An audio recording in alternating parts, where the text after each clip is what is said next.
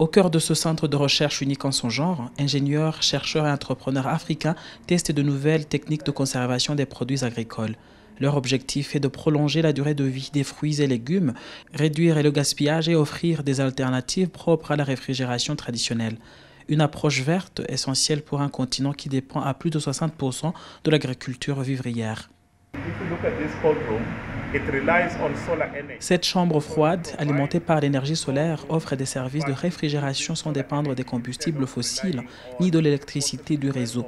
C'est l'une de nos solutions innovantes que nous proposons dans ce centre. De plus, nous utilisons cet espace pour tester des méthodes d'emballage écologiques. En conformité avec la politique rwandaise de tolérance zéro pour le plastique, nous évaluons de nouveaux matériaux d'emballage biodégradables. L'objectif est de réduire les pertes et les déchets après récolte, tout en prolongeant la durée de conservation des produits.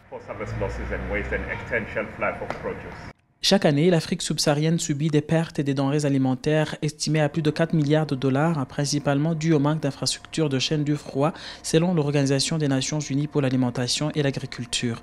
En réponse à ce défi, le centre de Kigali, avec le soutien du Programme des Nations Unies pour l'environnement et du Kigali Cooling Efficiency Program, expérimente des solutions de réfrigération alimentées par l'énergie solaire. Ces initiatives visent non seulement à minimiser le gaspillage alimentaire et à préserver la qualité des produits, mais aussi à contribuer à la réduction des émissions de gaz à effet de serre.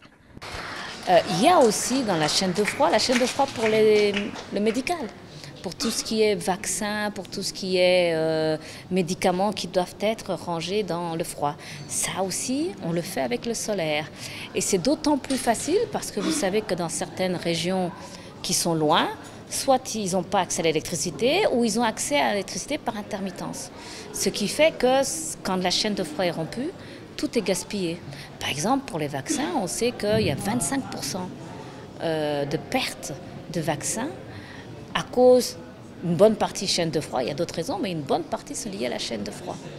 À Kigali, la mise en place d'une chaîne du froid durable représente une solution efficace face à la faim et au changement climatique. Cette approche, qui combine innovation, énergie renouvelable et expertise locale, permet une meilleure conservation des légumes, une protection accrue des médicaments et une stabilisation des revenus agricoles.